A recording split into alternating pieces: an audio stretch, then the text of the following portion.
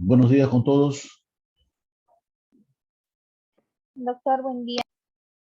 ¿Quién está de delegado o delegada? Buenos días, doctor. Yo, Karina Pérez Loaiza. Pérez Loaiza. Jocelyn, ¿no? Sí, doctor. ¿Con quién comienza el grupo? Tú En cierras el orden grupo, ¿no? alfabético con Francis Latorre. Ya, ok. Bien, veo que hay 11 participantes. Son 13, ¿no es cierto? Doctor, hay una compañera que se ha retirado, que es Monsayón Montaño, para que lo considere, por favor, en su lista. ¿Quién es? Monsayón Montaño Yanira. No participa. No, ella ya se ha retirado del ciclo, doctor. Se ha retirado del curso, ya, ok. Sí. Ya, ok. Entonces quedan 12. De todas maneras falta uno. A ver, vamos a pasar lista.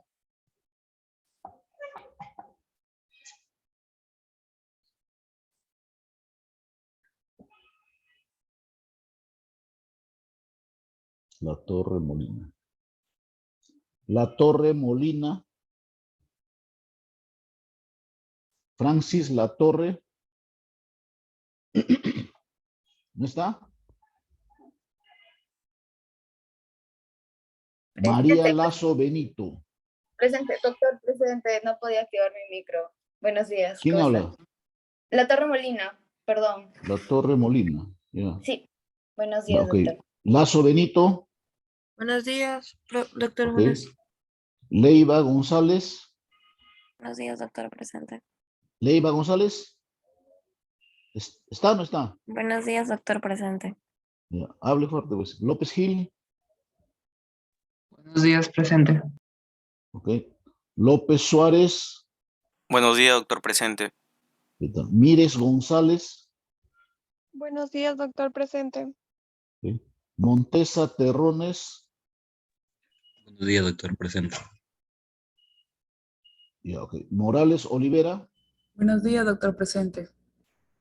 Núñez Campos. Buenos días, doctor Núñez Campos. presente. Sí, buenos días. Ortiz Mundaca. Presente, doctor, buenos días. Pérez Díaz. Presente, doctor, buenos días. Y Pérez Loaiza. Presente, Entonces, doctor, buen día.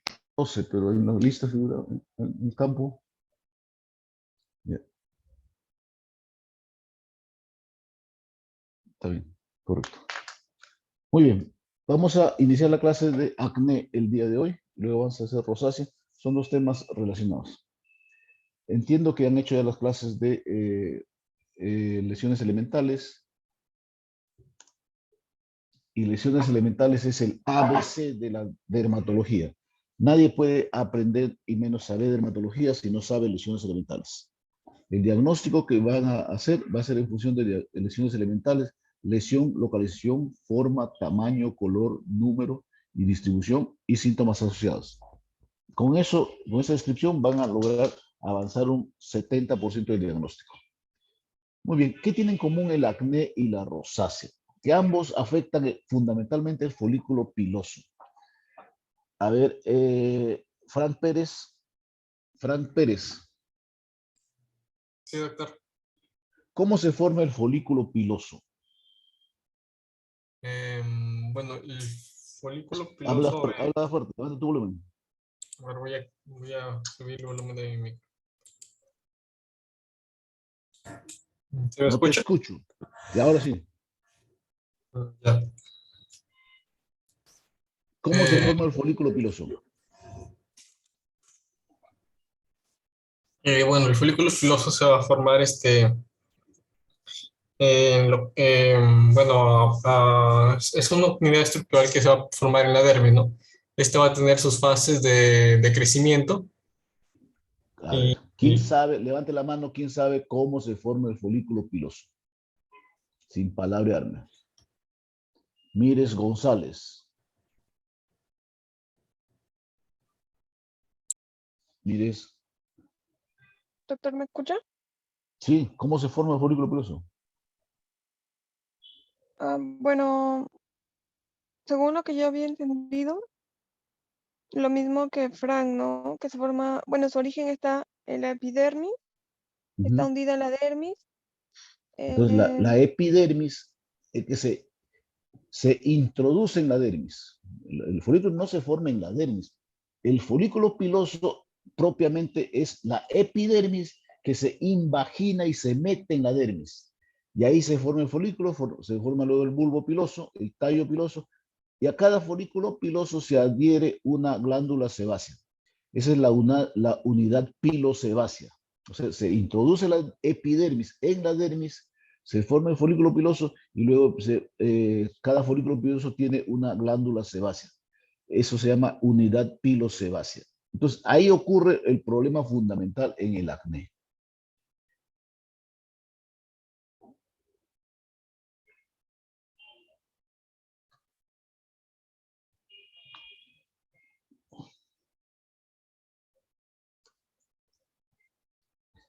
El acné es una patología que es frecuente que se inicia generalmente en la edad de la adolescencia y se inicia en la adolescencia y puede durar con episodios de exacerbación hasta los 28 a los 30 años.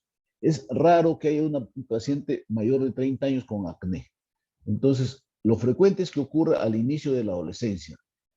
Por eso cuando ustedes van a ver a un paciente con acné y de repente tiene 10 años, pregunten por pubertad precoz. ¿Por qué? Porque el acné es una consecuencia de muchos factores que ahora vamos a ver. Ya dijimos que se trata de un proceso inflamatorio que afecta en la unidad pilosebácea. El inicio es generalmente en la adolescencia, entre los 14 a 18 años, y tiene localizaciones preferenciales en la cara, en el tórax, el cuero cabelludo, pero en toda zona donde hay folículo piloso puede haber acné, excepto en palmas y plantas, porque ahí no hay folículo piloso. Entonces, toda zona del cuerpo donde hay folículo piloso puede haber acné. Pero siendo así, tiene localizaciones preferenciales que son cara, tórax y cuero cabelludo.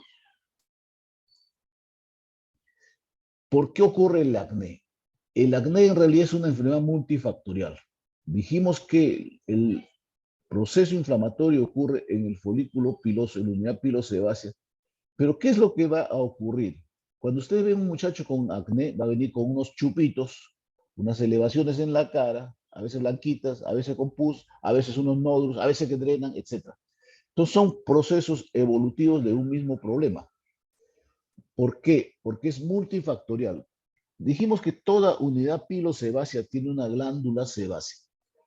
Esa glándula sebácea produce sebo constantemente, y eso mantiene nuestra piel con lo que llamamos el unto sebáceo, que evita que se reseque nuestra piel. Si nosotros no tuviéramos glándula sebácea, se nos cuartearía la piel. Entonces, todo el tiempo la unidad pilosebácea, el sebo, la glándula sebácea produce sebo y esto hace una cobertura a la piel que se llama el unto sebáceo. Eso es lo normal, pero en el acné esta glándula sebácea produce sebo en exagerada forma, aumenta su producción de sebo. Entonces, ese es un factor importante, la hipersecreción sebácea. ¿Y por qué ocurre la hipersecreción sebácea? Ahora vamos a hablar más adelante.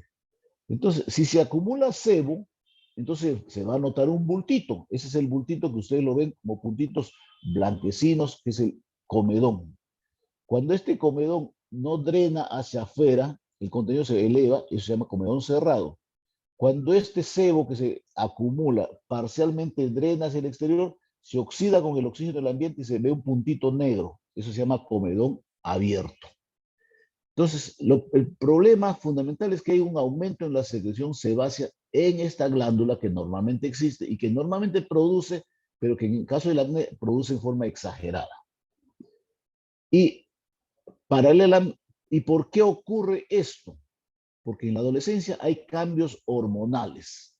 Hay cambios hormonales que hace pues que aumente la producción de hormonas, sobre todo andrógenos. Por eso es que el acné es más frecuente y suele ser más severo en los hombres, porque obviamente los hombres tenemos más andrógenos que las mujeres, pero las mujeres también tienen andrógenos, producen andrógenos.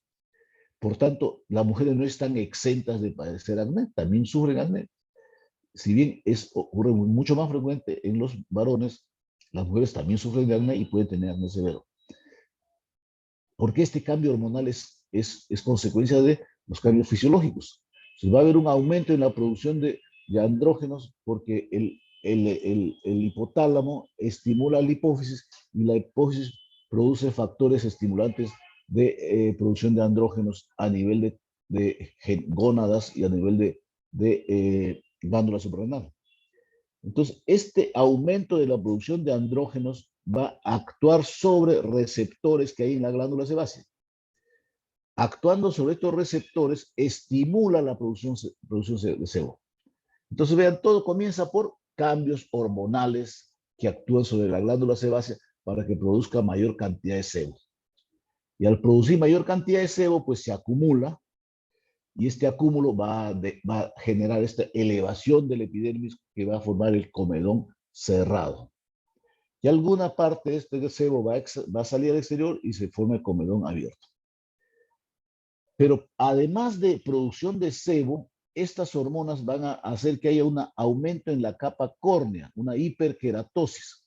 Y como el folículo es una epidermis invaginada, entonces también el folículo tiene capa córnea. Y esta capa córnea se engruesa y eso también contribuye a que obstruya el drenaje del sebo.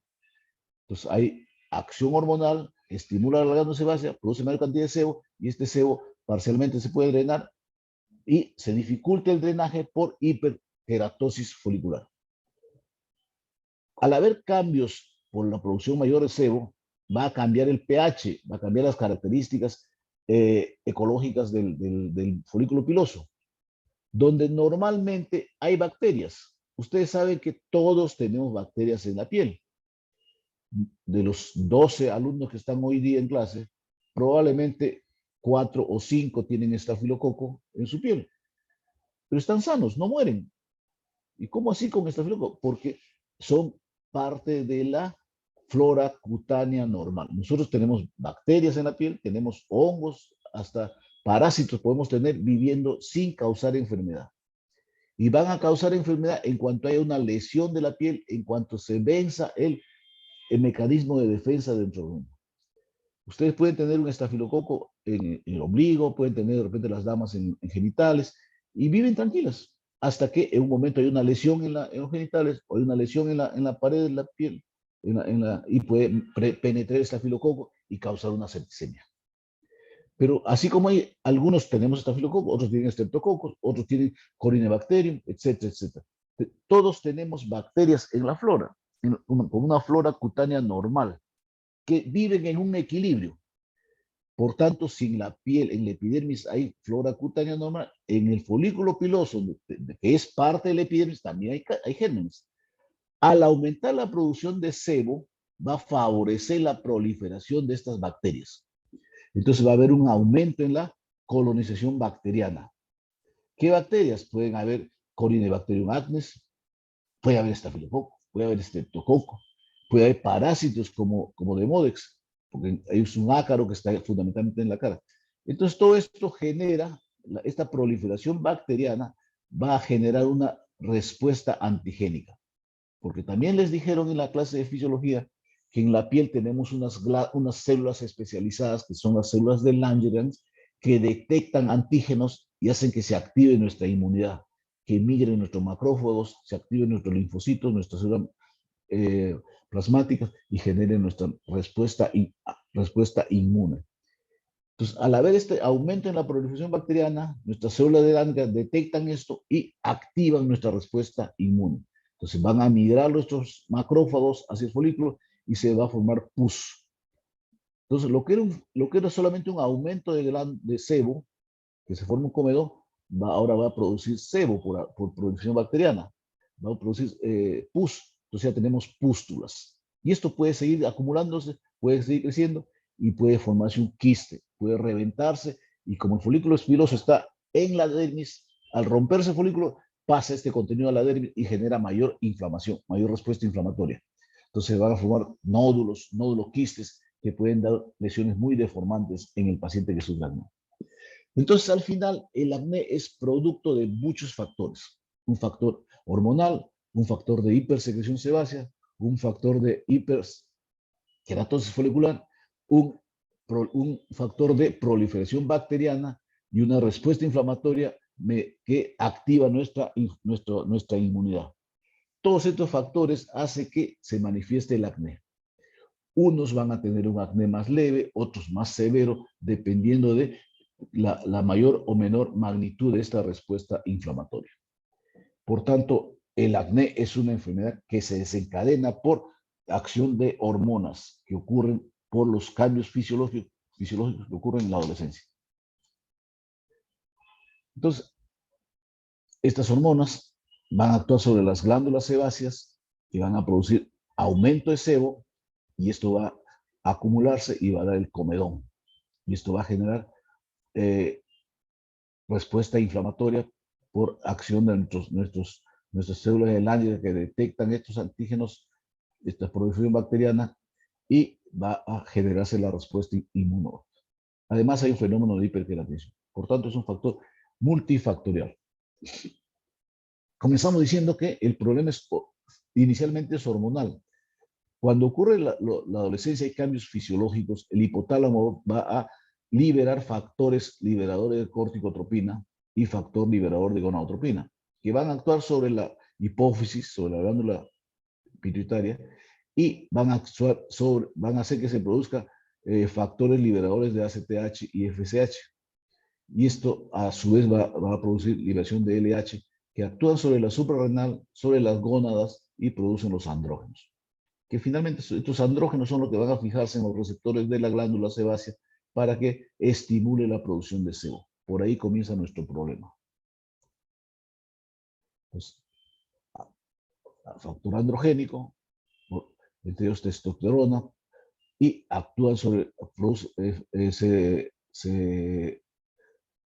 se metabolizan en dehidroepiandrosterona y actúan produciendo la hiperplasia de la glándula sebácea. Ya dijimos que otro factor es la hiperqueratinización, que es también por acción de estas hormonas, se engruesa la capa córnea y hace que favorece la obstrucción del drenaje de este folículo piloso, por tanto, acumulación del sebo y se forma el comedón. ¿Qué contiene este sebo? Este sebo va a tener también cambios en su bioquímica. Al haber este aumento de andrógenos, va a predominar los triglicéridos, 56%, ésteres de grasa, 26%, escualeno, 15%. Y esto es un medio que favorece la proliferación bacteriana. Entonces es un ambiente que es óptimo para que las bacterias proliferen. Por tanto, a un aumento de producción de sebo se agrega proliferación bacteriana que va a estimular, va a detectar nuestras glándulas, nuestra célula de Langerhans y va a activar nuestro sistema inmune. Entre las bacterias que más se encuentran en el folículo piloso, en caso de acné, está el Propionibacterium acnes, que es una bacteria que normalmente puede estar en la piel y que no causa enfermedad hasta que ocurren estos cambios bioquímicos en el sebo y proliferan el Propionibacterium y genera nuestra respuesta inmune y se forman pústulas. Puede haber estafilococo epidermidis, Pityrosporum ovale, que es un hongo que puede estar en la piel y que no puede no causar enfermedad, salvo en determinadas circunstancias. Este parásito, el Demodex folliculorum, es un ácaro cuyo hábitat es fundamentalmente en la zona de la cara. Por tanto, cuando hablan de Demodex, es un ácaro que está en la cara y que va a producir, puede colonizar en este folículo piloso inflamado y va a agregar además prurito.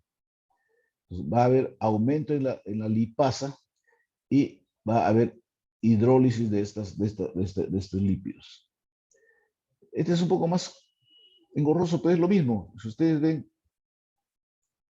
es hormonas producción de andrógenos que actúan sobre la glándula sebácea, acumulación de sebo, liberación de factores quimiotácticos que hace que migren nuestros macrófagos y se activa nuestro sistema inmune.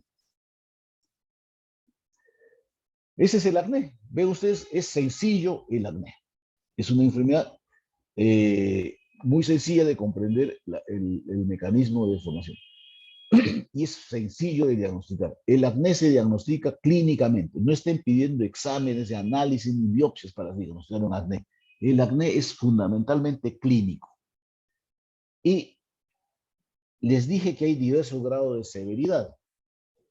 Pueden haber pacientes que tengan solamente comedones cerrados, otros pueden tener comedones cerrados, comedones abiertos, otros pueden tener comedones abiertos y o cerrados, más pústulas, otros pueden tener todo esto más nódulos, otros pueden tener todo esto más quistes, abscesos y drenaje. Entonces, no todos hacen todo.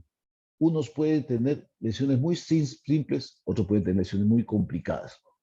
Entonces, de aquí viene que hay varias clasificaciones del acné. Y ustedes habrán leído que hay muchas clasificaciones. Lo clasifican según el tipo de lesión, según el número de lesiones, según la edad, etcétera, etcétera. Hay varias. Les traje esta clasificación que es la más sencilla, que clasificamos en acné no inflamatorio y acné inflamatorio. No inflamatorio cuando solamente presenta comedones abiertos y o cerrados, pápulas eritematosas o pápulas pústulas inclusive. Hasta ahí hablamos de acné no inflamatorio. Acné inflamatorio cuando tiene nódulos quistes o drena el contenido del quiste hacia el exterior. Entonces hablamos de acné inflamatorio. Esa es una clasificación más sencilla. También hay clasificaciones tipo 1, 2, 3, 4. Cuando solamente son comedones hablamos de tipo 1. Comedones más pústulas hablamos de comedones tipo 2. Comedones más pústulas y nódulos hablamos de comedón tipo 3. Cuando hablamos de comedones tipo nódulos, pústulas, hasta quistes o abscesos hablamos de tipo 4. Que no se hagan problemas con clasificación que a la larga para el tratamiento no implica mucho.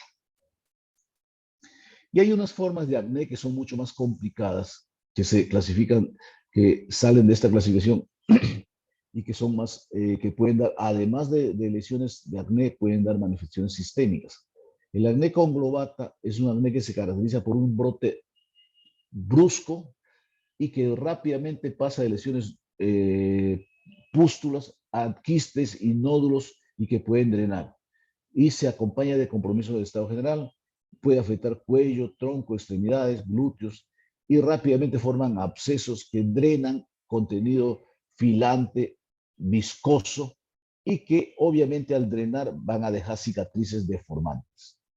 Puede asociarse frecuentemente a hidrosadenitis supurativa, que es una patología que la vamos a revisar probablemente después, que afecta fundamentalmente glándulas de las axilas y de la ingle. Se asocia el acné conglobata a este tipo de, a otra forma clínica. Y el acné fulminans es un acné mucho más severo en el cual de inicio brusco también afecta de largo más a varones, casi no se ven mujeres, no se ven mujeres, ¿entienden? Y son lesiones inflamatorias, úlcero-costosas que rápidamente drenan, compromiso del estado general, puede haber fiebre, poliartralgia y puede haber incluso afectación ósea. Entonces, estos son acnés que dejan que se activan rápidamente y se tornan severos en cuestión de días y pueden acompañarse de manifestaciones generales y naturalmente al drenar su contenido van a dejar cicatrices muy deformantes. Por eso hay que actuar rápido. Vean ustedes estas lesiones. Aquí lo que ven son pequeños nodulitos, medio color blanquecino, color de la piel. Estos son los comedones cerrados. Estos son los comedones cerrados. Aquí ven ustedes algunos que tienen puntitos negritos, ¿ven? Entonces, estos son comedones abiertos. Acá también tienes comedones con puntitos negros, comedones abiertos. Acá tienes comedones abiertos, comedones cerrados, tienes pápulas eritematosas y por acá hay una pústula, otra pústula. ¿Ven? No es que un paciente va a venir solo con comedones o solo con pústulas. Siempre coexisten lesiones y uno clasifica el acné en función de la lesión más severa. Yo puedo tener múltiples comedones cerrados, múltiples comedones abiertos, puedo tener pústulas, pero si tengo nódulos, ya hablo de un acné inflamatorio, porque se clasifica en función de la lesión más severa. Acá ven ustedes que son fundamentalmente pápulas, máculas eritematosas, pápulas y lesiones cicatrizales, porque se han reventado los granos. Acá ven, ¿qué es lo que predomina? Acá hay comedones, es verdad que hay comedones, por acá hay comedones, por acá hay, pero acá hay pústulas, pústulas, fundamentalmente pústulas. No es que solamente sean pústulas, sino que este es un acné pustuloso, por tanto, hasta ahí hablamos de comedones de acné no inflamatorio. En cambio acá casi no ven quistes, no ven pústulas, pero son lesiones elevadas que ustedes lo palpan y son dolorosas, son nódulos, son nódulos. Y el nódulo ya es una lesión que afecta la dermis. Ya probablemente el folículo se alteró tanto que afecta ya la dermis, el contenido del folículo ha drenado hacia la dermis y se forman estos nódulos, que son expresión de mayor proceso inflamatorio. Al estar en el contenido de este detritus en la dermis, va a entrar en contacto pues, con los linfáticos, con los vasos y va a generar una respuesta inflamatoria mucho más severa, con mayor respuesta de nuestro factor de inmunidad. Van a migrar nuestros macrófagos, nuestros linfocitos y van a tratar de limitar esto y mediante un proceso inflamatorio. Pues acá hay una pustulita, pero lo que predomina acá son nódulos, nódulos, nódulos. Acá miren, acá ya tiene contenido purulento, estos son quistes, abscesos, nódulos, nódulos, quistes y abscesos. Esto va a drenar y va a dejar lesiones muy deformantes si no se actúa a tiempo. Entonces, vean ustedes, pueden tener un paciente con lesiones tan sencillas como estas, o pueden tener este mismo paciente en cuestión de días, puede tener lesiones tan severas como esta o como esta. Entonces, la severidad va a ser importante porque eso nos va a orientar a un manejo terapéutico distinto. Y vean esto, acá hay de todo, acá hay pústulas, acá hay comedores aún, pero acá fundamentalmente hay nódulos y probablemente hay abscesos. Los nódulos son profundos, por definición ustedes han leído que los nódulos son lesiones generalmente sólidas o ubicadas en la dermis y que son más palpables que visibles. Y los abscesos ya son, o quistes son fluctuantes, son menos duros y pueden ser fluctuantes y puede drenar con facilidad hacia el exterior y dejar lesiones cicatrizales muy marcadas. Y esto es lo que llamamos el acné fulminans. Este paciente en cuestión de días hace lesiones que pueden evolucionar a pústulas y drenan este contenido filante y que obviamente esto, aún tratándose, va a dejar inevitablemente cicatrices muy deformantes, acné conglobata. Casi siempre se relaciona a trastorno de la personalidad. Son personas generalmente delincuentes, generalmente gente que tiene conducta antisocial. Algo tiene que ver en esto las hormonas, no se sabe, pero lo cierto es que estos tipos de acné se ve generalmente en gente con conducta antisocial. Ya les dije que el acné se diagnostica fundamentalmente clínico. Casi nunca van a necesitar hacer análisis, nunca van a hacer biopsias, porque fundamentalmente va a ser visible y palpable, y con eso van a hacer el diagnóstico. Un segundito, voy a interrumpir un par de minutos.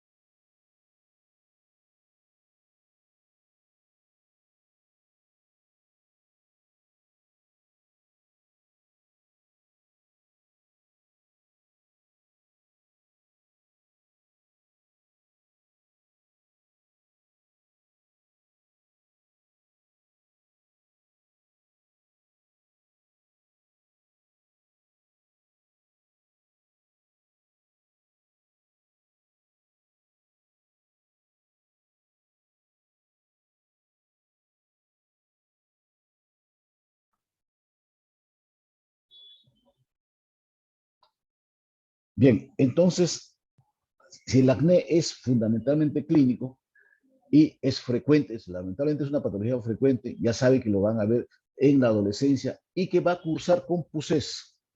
Ustedes pueden limpiar a un paciente la cara con un tratamiento que nunca es corto, siempre es prolongado, pero nunca canten victoria, porque ustedes no van a curar el acné, van a controlar. Eso recalquen a su paciente. El acné no se cura, se controla.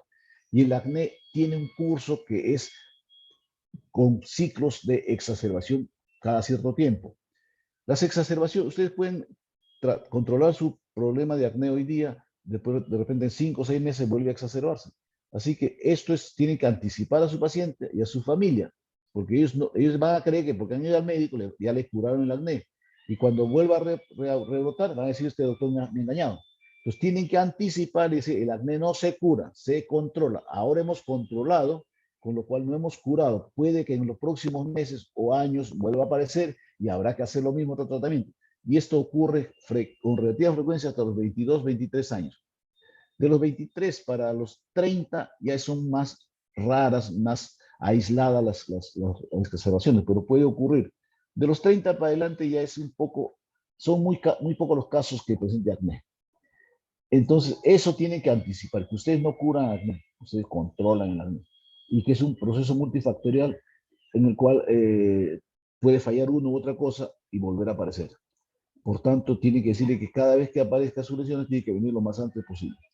En las damas, el acné suele exacerbarse en los días premenstruales y durante la menstruación. Y eso tiene que preguntar. En las damas, en las mujercitas, es frecuente que el acné se exacerbe antes y durante la regla. Pregunten cuando viene con su acné, ¿cuándo fue su última regla? Y pregunten si han notado que cada vez que le viene la regla se empeora. Lo otro que tienen que preguntar en las mujeres es si su periodo menstrual es regular o irregular, si viene con dolor o sin dolor. Las mujeres en los primeros años de la vida suelen tener regla irregular. Los primeros años la regla no es como en las mujeres de 20, 30 años, que es cada mes, suele ser irregular. Y eso, si esto es persistente, ya amerita un estudio. Los primeros 2, 3 años puede ser irregular, pero después tiende a normalizarse y tener un ciclo regular. Si el ciclo es irregular, va a ser mucho más frecuente el brote de acné. Y si el ciclo es irregular, tiene que, y sobre todo asociado a dolor, tiene que pensar que puede haber poliquistosis ovárica. Y esta poliquistosis ovárica puede aumentar la producción de hormonas y hacer que el acné sea mucho más persistente, mucho más severo y mucho más difícil de controlar. Por tanto, en mujeres tiene que tomar, tomar en cuenta eso, cómo es su regla, qué factores más hay, puede exacerbar, entre ellos irregularidad menstrual, que puede estar en relación a poliquistosis ovárica.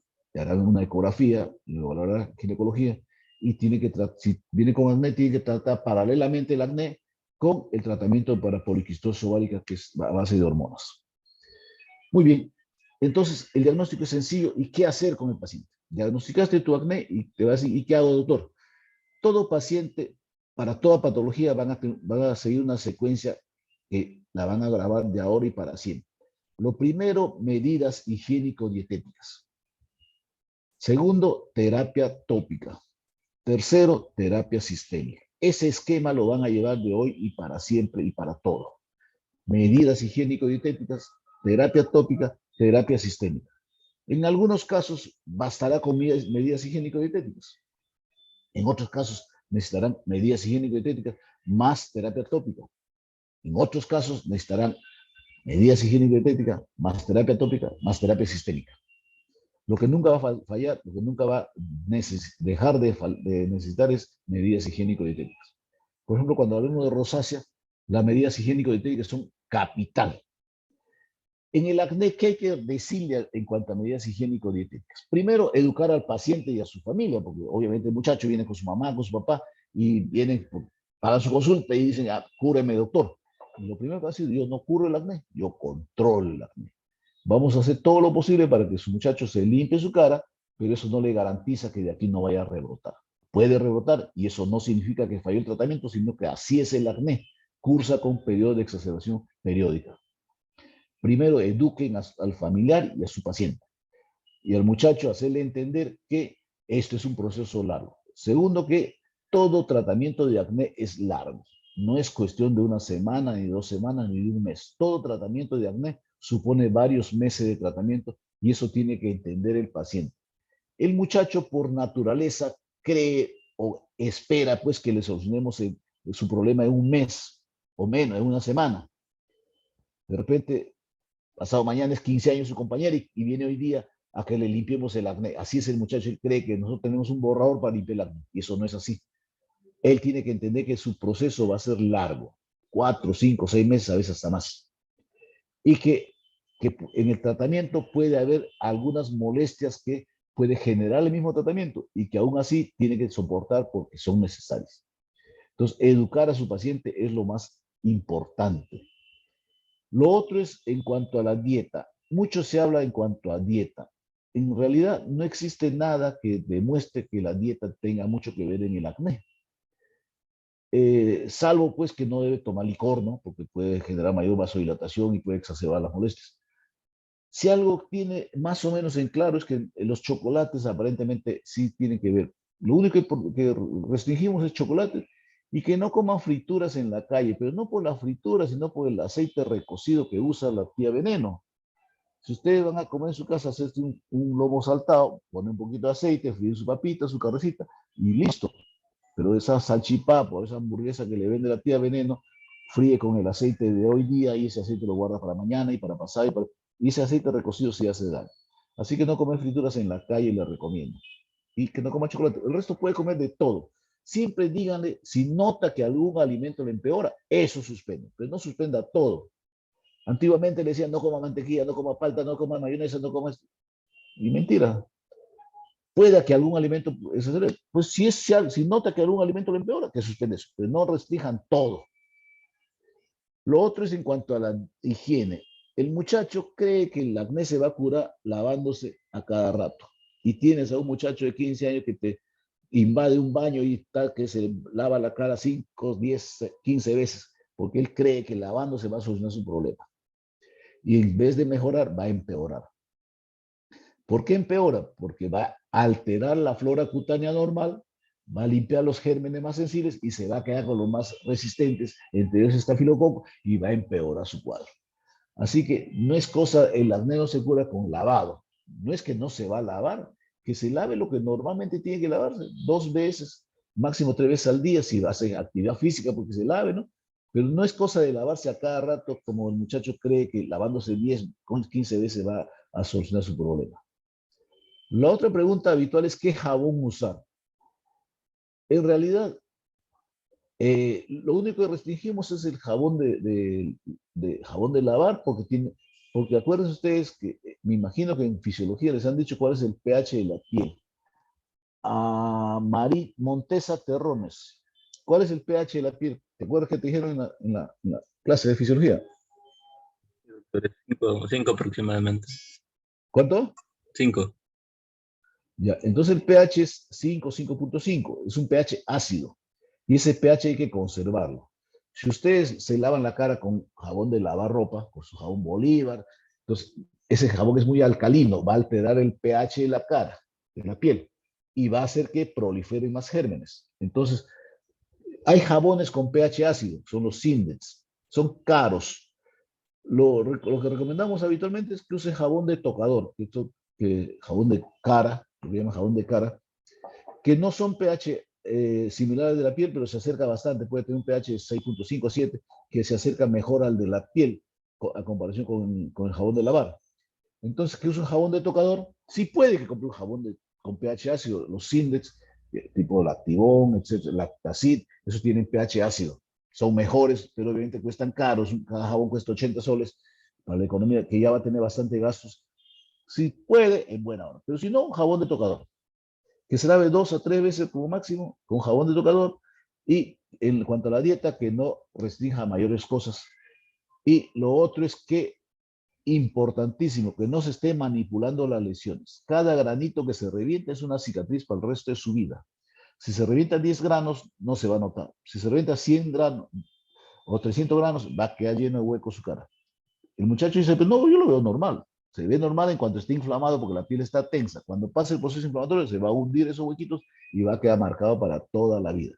Así que no se manipulen las lesiones, que no se esté reventando. Así sean pústulas, no se revienta. Se da tratamiento y con eso no debe quedar cicatriz. Entonces, el régimen higiénico dietético es clave. Tienen que educar a su paciente lo que le espera y para que no se genere expectativas exageradas. ¿Ok? Anticiparle que el tratamiento va a ser largo.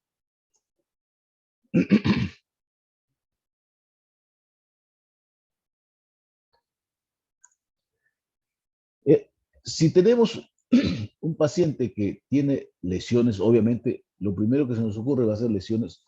Según el tipo de lesiones, vamos a ver si requiere tratamiento tópico o tratamiento tópico y sistémico.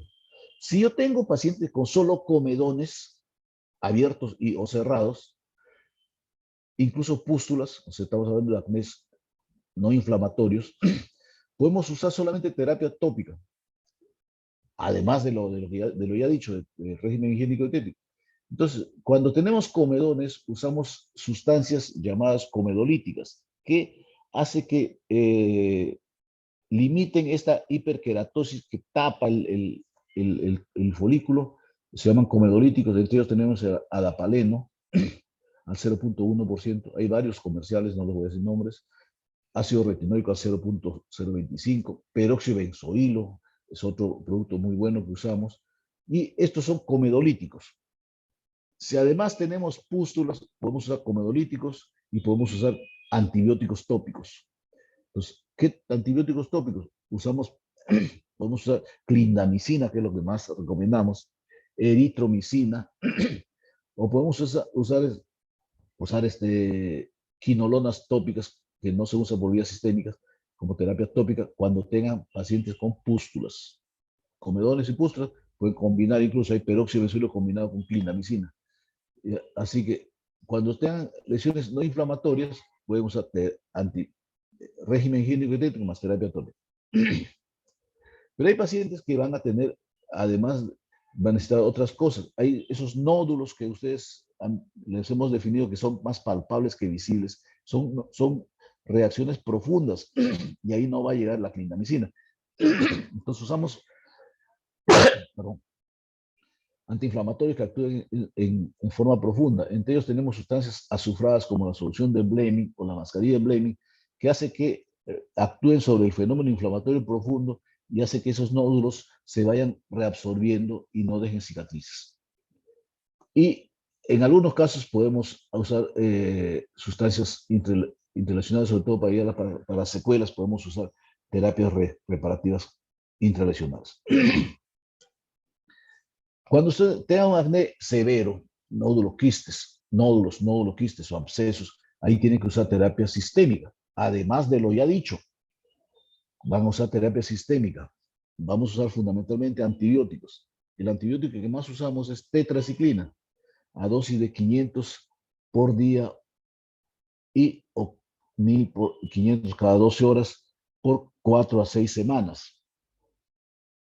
Y terapias alternativas a la tetraciclina son los análogos de la tetraciclina, como la minociclina, que usamos a 100 miligramos por día, por 3 a 4 meses, o doxiciclina, que es un primo hermano de la tetraciclina. Esas son las drogas más usadas. El asunto es que las tetraciclinas tienen efectos indeseables. Oscar López Gil, dime qué efectos indeseables tienen las tetraciclinas. Oscar.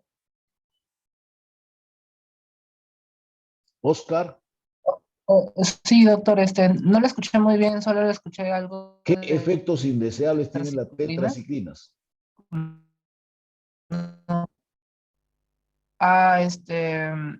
¿Te pueden generar una gastroagresividad? ¿Son gastrolesivos? Eso primero, eso hay que estar pendiente, son gastrolesivos. Segundo.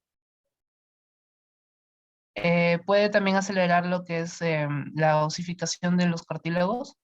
Puede acelerar la osificación del cartílago de crecimiento, por tanto, dificultar o disminuir el crecimiento, limitar el crecimiento del muchacho. Y el muchacho está en etapa de crecimiento. Otro. Bueno, también yo había escuchado que también te puede generar una coloración amarillenta en los dientes. Por eso sí, no sé si... Mira, puede dar Ya, hiperpigmentación dental, puede alterar la dentina, puede dar pigmentación oscura, no amarilla. Puede tener fotosensibilidad. Ay, O sea, perdón. la tetraciclina tiene muchos efectos indeseables, pero es la droga que más usamos, o sus análogos, minociclina y doxiciclina. Entonces, el problema es que si el muchacho te viene con 12, 13, 14 años y está en etapa de crecimiento, usar tetraciclina puede ser complicado. Le puedes alterar los dientes y le puedes limitar el crecimiento. Entonces, en esa edad no podemos usar tetraciclina. Si el paciente ya tiene 16, 17 años y ya tiene un crecimiento estatural adecuado, entonces ya podemos usar. ¿Qué usaría si no puedo usar tetraciclina? Uso clindamicina o uso sulfa, cotrimoxazol o eritromicina o clindamicina. Lo primero que usamos clindamicina o eritromicina como terapia antibiótica sistémica. Pero hay casos en que el acné es más severo y puedes necesitar terapia, régimen higiénico dietético, terapia tópica, terapia sistémica con antibióticos y pues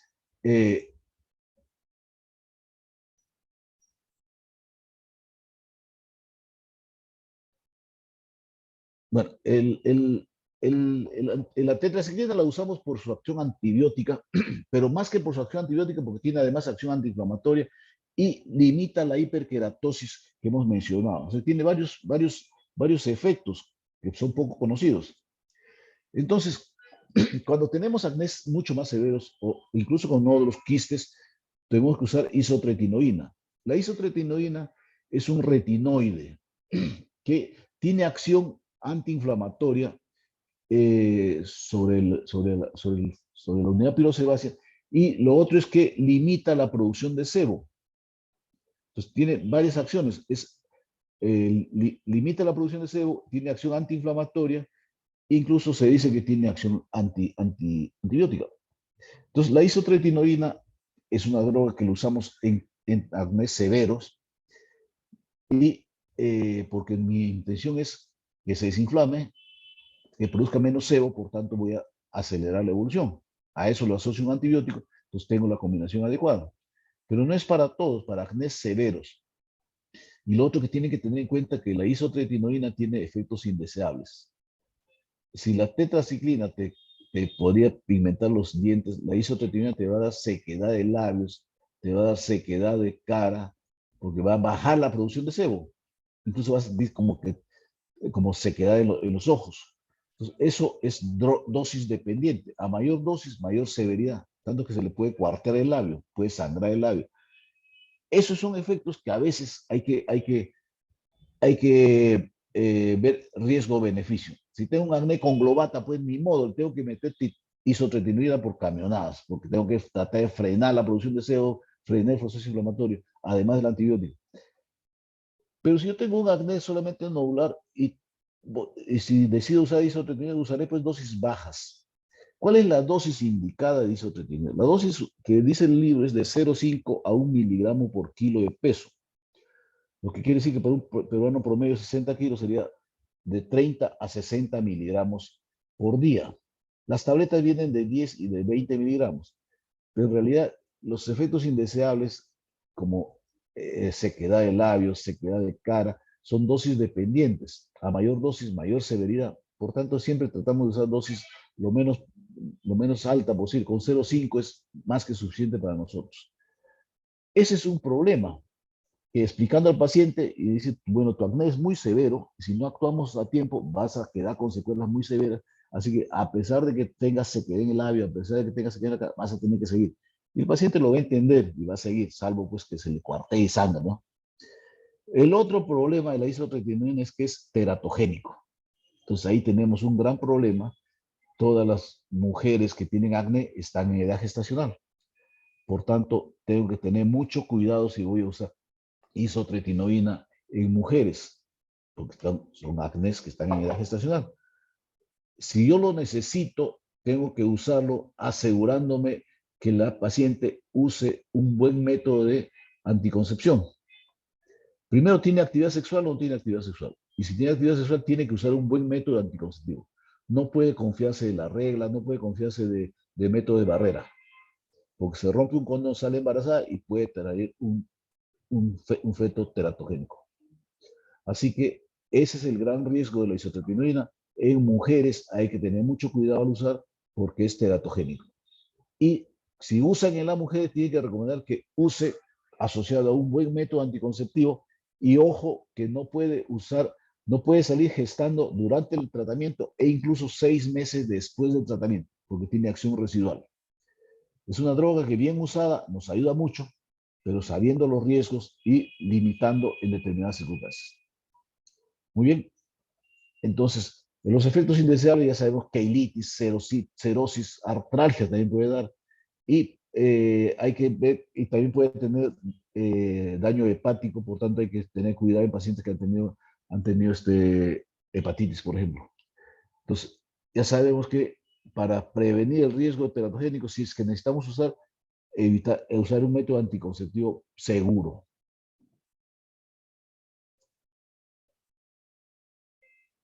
Está indicado para acné severo, neuroquistes o en fracaso de terapia. Puede fracasar el tratamiento y también puedes usarlo. Ya sabemos que actúa en la queratización anormal e inhibe la producción de sebo por inhibición de la glándula sebácea. Y actúa como antiinflamatorio y limita la producción de Propionibacterium acnes. Se tiene varios efectos, por tanto es una droga muy buena, pero tampoco usen para cualquier cosa. Es para casos severos. Y en casos muy puntuales, a veces necesitamos usar antiandrogénicos.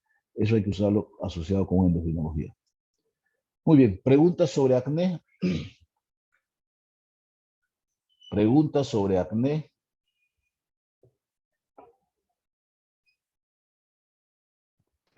Doctor, yo ¿Preguntas? tengo una preguntita. Sí, Sí, dime. usted estaba mencionando lo que son los tratamientos, ¿verdad? Que también se incluye el tratamiento sistémico.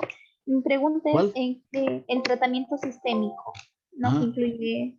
¿Me escucha, doctor? Sí, sí, te escucho. Y quería preguntar si es que se aplica este tratamiento sistémico considerando un acné inflamatorio, desde un acné nodular a quístico, ¿se le aplica el tratamiento sistémico o Sí, de sí, qué va a sí. depender? El sistémico básicamente es para acné inflamatorio. Hasta que son pústulos se pueden manejar con tratamiento tópico. Régimen higiénico es más tópico. Ahora, si les fracasa el tratamiento tópico, ahí pueden asociarle sistémico. Un tratamiento con comedones y pústulos que no responden al tratamiento, pueden agregarle tetraciclina. ¿Ya? Según el caso, no a todos tetraciclina, sabiendo que en qué paciente van a usar. ¿De acuerdo? O sea, la medicina es un arte, no es mecánico, tiene que adaptar a su realidad, pero sabiendo que tal cosa es para tal cosa. Y si yo tengo un acné que no responde al tratamiento tópico, ahí tengo que avanzar con tratamiento sistémico. ¿Ok? Ya, o se darían los dos, doctor, tópico y sistémico, Tienes o que vamos a escalar tener de que ir menos a al más. sistémico. No vas a meter pues isotretinoína de arranque, ¿no? Salvo porque sea un neuroquiste, un conglobata, ahí le metes isotretinoína de arranque. Pero no vas a arrancar pues, por una pústula, no vas a arrancar con isotretinoína. ¿Ok? Sí, doctor, la ¿Alguna otra última pregunta de pregunta? mi parte. En el acné traumático, ¿no? Que en este caso es por la acción del rascado, del reventar el barrito, pero el paciente, aparte de tener esas cicatrices, tiene nuevamente acné, ¿no? En otra zona. ¿Se maneja también la desaparición, o no sé si sea posible eso de las cicatrices, o solo tratamos de controlar el acné que todavía lo tiene? Porque a veces vienen, ¿no? Para disminuir quizás el color de la cicatriz. Ya. No sé si sea Es una posible. buena pregunta, es una buena pregunta. El paciente puede venir ya con lesiones. Nadie le dijo porque no se revienten las lesiones y ya se malogró. Pero ten idea que sigue brotando, tiene ya lesiones secuelares y tiene lesiones activas. Tú dedícate a tratar las lesiones activas. Las secuelas, todo lo que es terapia de reparación, terapia, porque es estética, eso se hace generalmente cuando ya el riesgo de reactivación disminuye. Ya dijimos que hasta los 22, 23 años puede exacerbarse periódicamente. De ahí es más aislado. Entonces, generalmente lo que recomendamos, terapias de reparación estética para las secuelas, las hacemos después de los 26, 27 años. ¿Por qué? Porque si voy a hacerle gastar en tratamientos de microcirugías, en láser, etcétera, a un paciente que tiene 18 años, de repente en 4 meses va a volver a tener un acné severo, por gusto ha gastado. Entonces, todo lo que es terapia de reparación estética se hace después de los 25, 26 años. ¿Ok? Gracias, sí, gracias, doctor. ¿Alguna otra pregunta? Hay muchachos que vienen porque tienen 16 años y han reventado un montón de granos y quieren que le limpies, que le saque la cicatriz. Hazle entender al familiar que va a gastar un montón, probablemente por gusto, porque ese muchacho todavía va a exacerbar su acné y va a lo mismo. Lo importante es que no se reviente los granos. Aún si ya tiene secuelas, hay que decir ya que no se haga más daño, pues no. Porque cuanto más daño, más difícil va a ser reparar. ¿Alguna otra pregunta? Sí, doctor, disculpe, y en los casos que, por ejemplo, hay pacientes o que haya un paciente o una paciente que ya pasó los 25 años, que inclusive ya tiene, supongamos, 35 años y sigue teniendo aparición de lesiones, justamente ya sea de pústulas o de nódulos, en ese caso, ¿qué se haría o cómo se diagnosticaría o sería un diagnóstico diferente en ese caso? O sea, Hay que evaluar, porque a lo que vamos a hablar más luego, rosácea tiene mucho en común, no es una rosácea, ¿ya? Ahora vamos a hablar de rosácea unos minutos, ¿ya?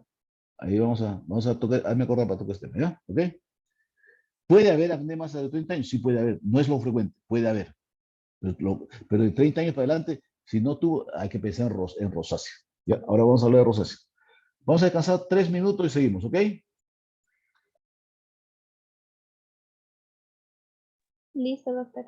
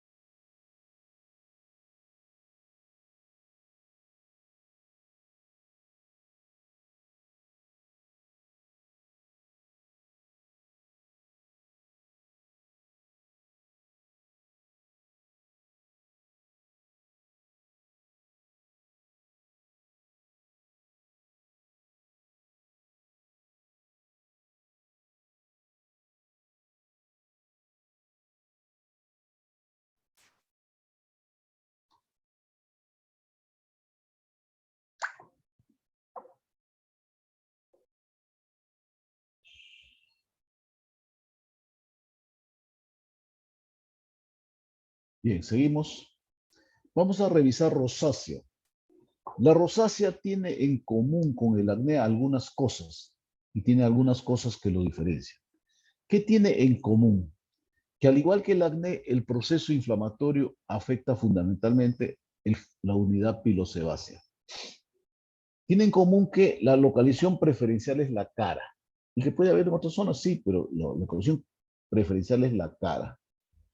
Y que va a tener lesiones similares en parte. Lo que vamos a ver en la rosácea van a ser pápulas eritematosas, pústulas, puede haber nódulos también. Y lo otro es telangiectasias y eritema que afecta la zona centrofacial. Entonces, tiene algunas características que le son comunes. Tiene diferencias. La rosácea es mucho más frecuente en mujeres. El acné dijimos que era mucho más frecuente en varones. La rosácea es mucho más frecuente en mujeres. La rosácea ocurre generalmente después de los 30 años. El acné al contrario, a los 30 años casi no hay acné. Y lo otro es que la rosácea compromete frecuentemente otros órganos. El órgano que más frecuentemente afecta la rosácea, además de la piel, es el ojo. Así que todo paciente que diagnostican de rosácea tiene que ser evaluado de entrada por oftalmología y evaluación periódica por oftalmología, porque la rosácea puede dar distintos tipos de lesiones en el ojo e incluso puede causar ceguera.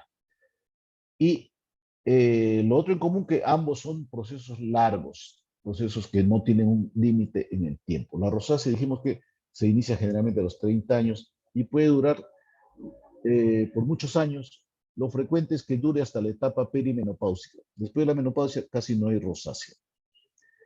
Y el folículo piloso es el punto de asiento fundamental de la lesión.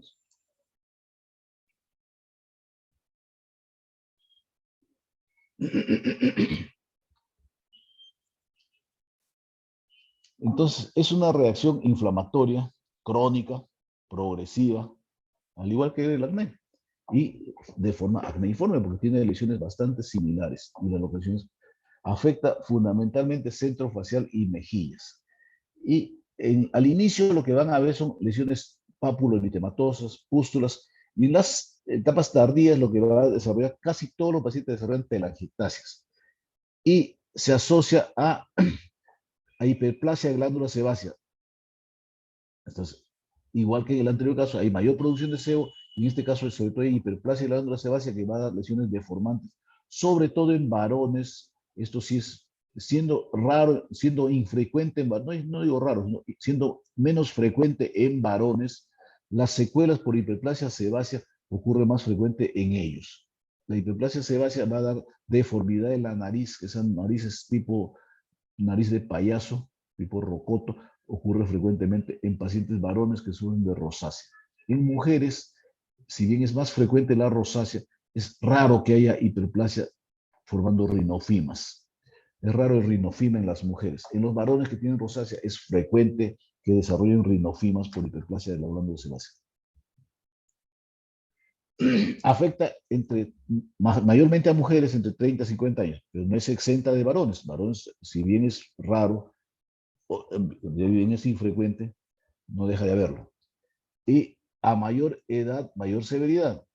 Y ya les dije que afecta otros órganos aparte de la piel. Un ratito. Terminando la actividad.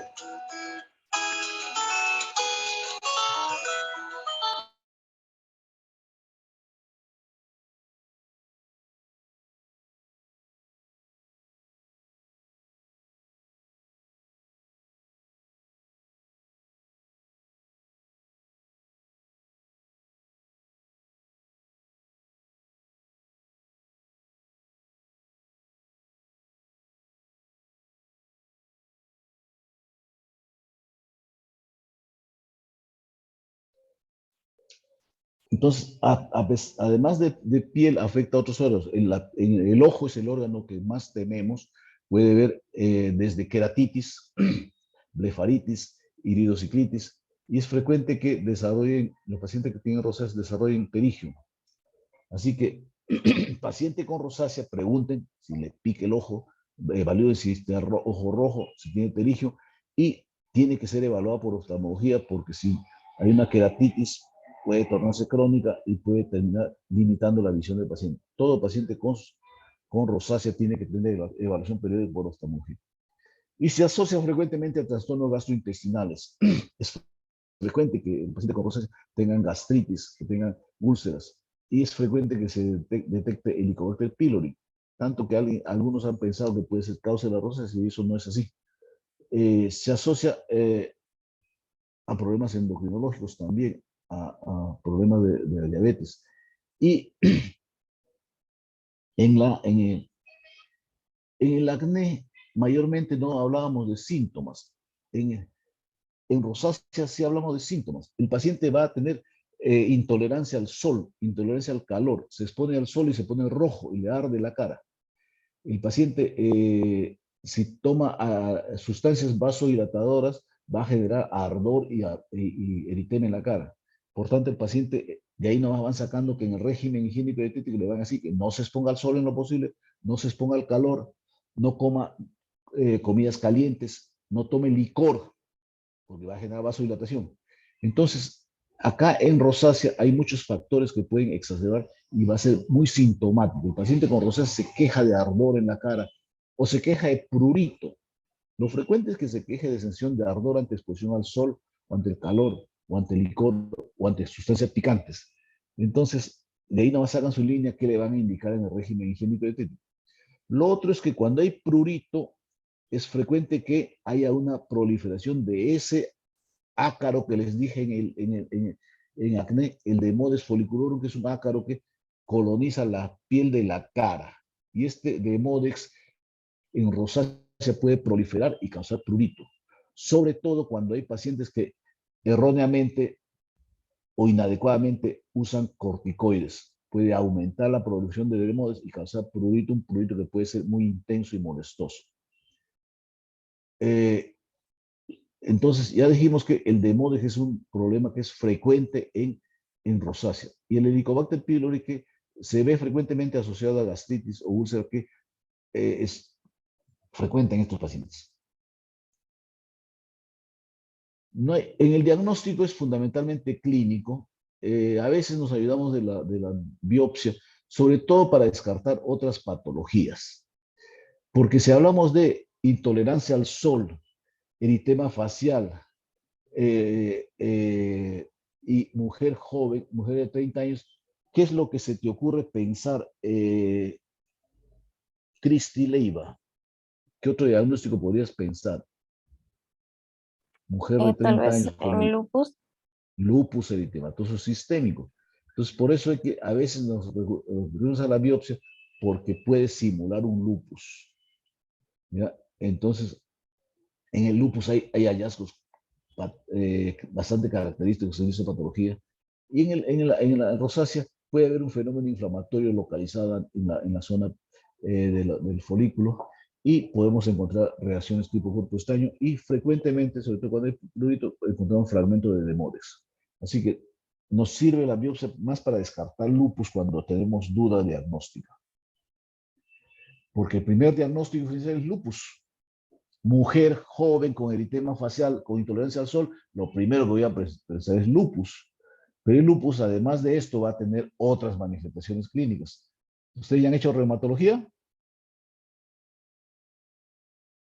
Todavía, doctor, hemos rotado por hematología recién. Ah, vienen de hematología, allá.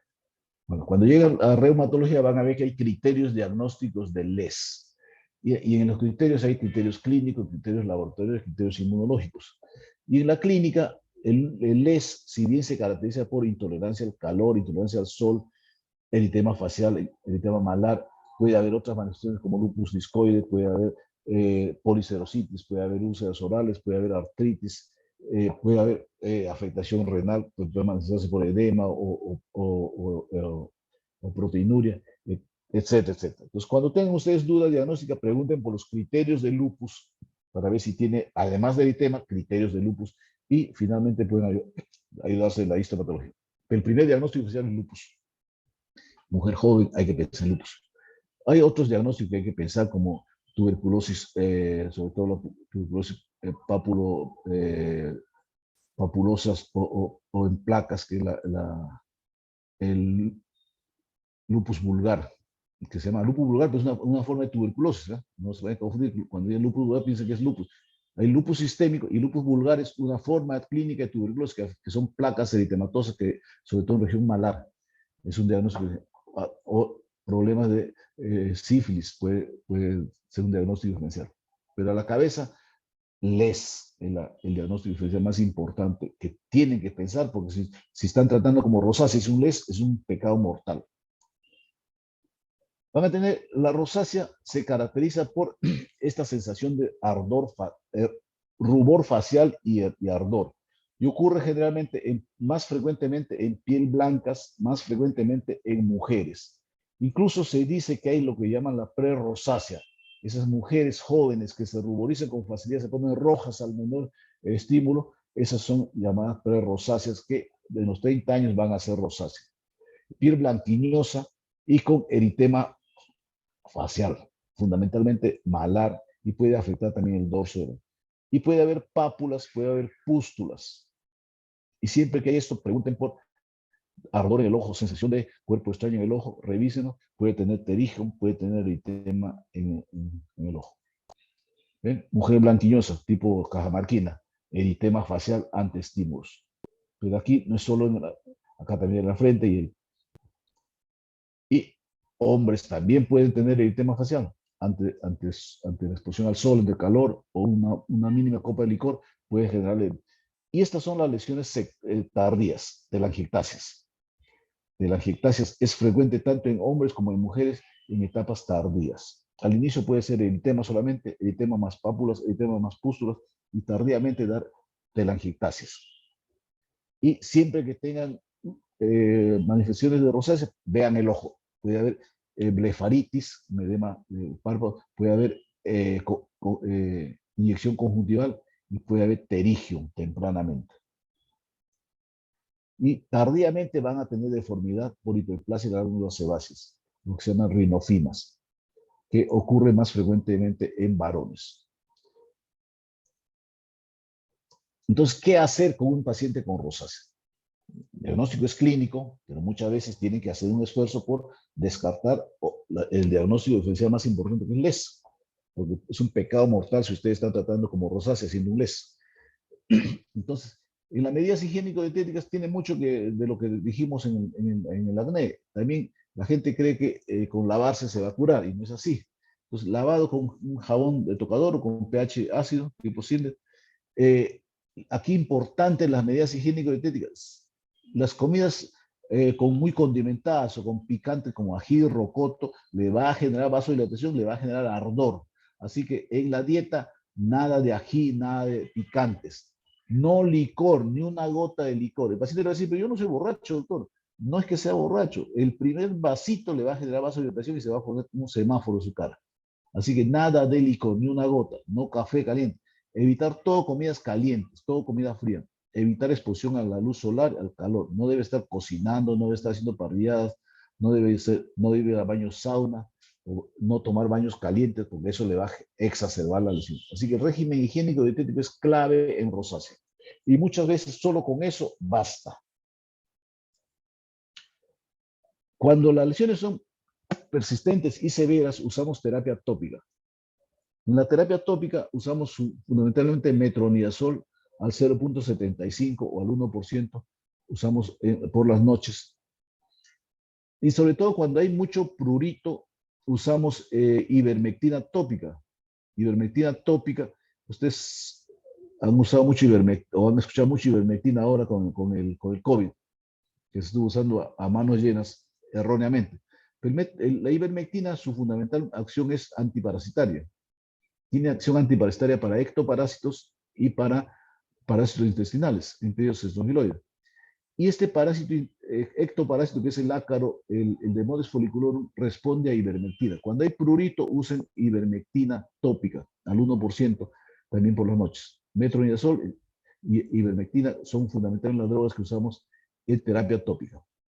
Muchas veces cuando hay pústulas podemos usar también clindamicina en tópico. Y sustancias azufradas cuando hay mucho eritema también ayuda. En la terapia sistémica, si no responde a la terapia tópica, igual que en el acné, podemos usar tetraciclinas a la misma dosis. Y aquí también podemos usar metronidazol sistémico a dosis de 500 por día, una vez al día, por 2 a 3 meses. Puede ser suficiente para controlar una rosácea. Y después nos quedamos con metronidazol tópico solamente. Y hay casos en que se tiene que usar estrógenos para cuando son mujeres que son muy irregulares en su menstruación y que pueden acceder. Igualmente que en el acné, cuando las lesiones son muy severas, cuando la hiperplasia sebácea es muy severa, cuando hay muchos pústulos, podemos usar isotretinoína. Ojo que estamos hablando de mujeres generalmente de 30 años para arriba, por tanto, vida sexual activa. Así que isotretinoína hay que tener mucho cuidado para casos muy severos y cuidando el riesgo de teratogenicidad. Doctor, Muy bien. disculpe que lo interrumpa. Hay compañeras en sala de espera, si lo podría aceptar, por favor. Muy bien. En sala de espera, ¿quién está en sala de espera?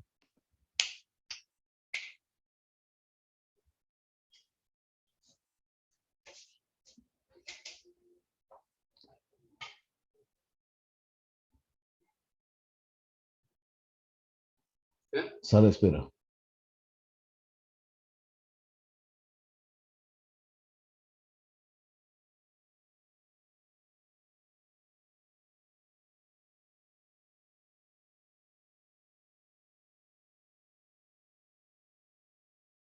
Todos. Ya, ok, todos. Bien, hasta ahí rosácea. ¿Alguna pregunta de rosácea? Gracias a Dios no es tan frecuente como es el acné, pero es un problema que tiene muchas similitudes, y algunas diferencias. Por eso hay que saber. El asunto es que hay que pensar en las complicaciones que puede dar la rosácea. Siempre tiene que estar pendiente de las complicaciones. ¿Alguna pregunta? Doctor, aquí al igual que en el acné, se controla, ¿no? Más no se cura. Exactamente. ¿Ya? Con la diferencia que en la rosácea las revisiones son mucho más prolongadas. ¿Ya? Y casi siempre damos terapia de mantenimiento y ahí lo tenemos controlado a la paciente. Es menos frecuente las exacerbaciones. Siempre que cumpla el régimen higiénico y dietético. La clave aquí es el régimen higiénico y dietético. Educar a su paciente. De aquí para adelante nunca más va a tomar licor. Doctor, que es mi cumpleaños, no. Pues solo un brindis, no, ni un brindis, porque no es que, el problema no es emborracharse, sino el primer vaso genera vasodilatación. Ustedes se han dado cuenta, toman una copita de licor, ¡bum!, se le pone vasodilatación. No es la tranca que se van a tirar, sino el primer vasito va a generar vasodilatación. Así que nada de licor, nada de comidas calientes, nada de ají. No puede comer ceviche, pues salvo ceviche sin ají. Entonces, el régimen higiénico dietético es la clave en rosácea. Si ustedes no educan bien a su paciente y decirle que esto es a largo plazo, no es para un mes ni 2 meses. ¿Ok? ¿Alguna otra pregunta? Doctor, una pregunta. ¿Cuándo se hacía Pues, la asociación con ivermectina? cuando tú sospechas o tienes evidencia de Demodex. ¿Cuándo piensas en Demodex? Una rosácea que tiene mucho prurito. Generalmente son pápulas eritematosas asociadas a mucho prurito. Ahí generalmente hay Demodex. Uno puede demostrarlo con histopatología o puede hacer un tratamiento tentativo con ivermectina. Ivermectina tópica, ¿eh? ¿Alguna otra pregunta?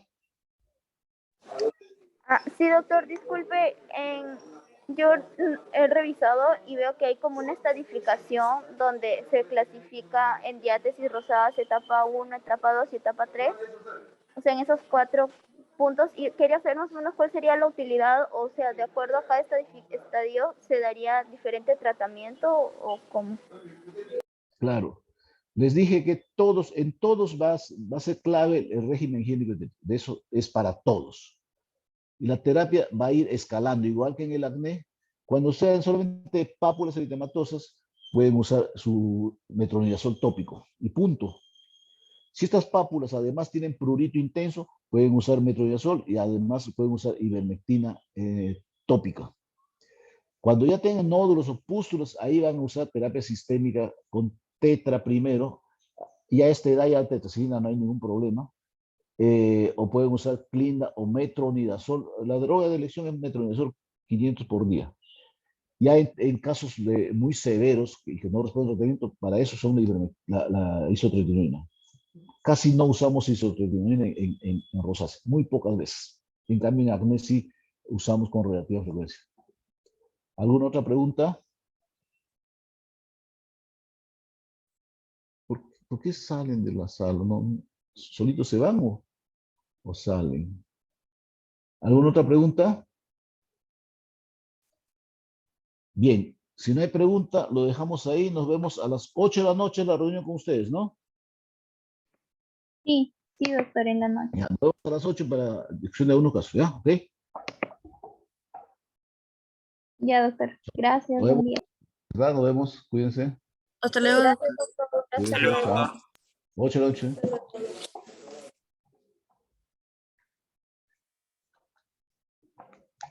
Uy.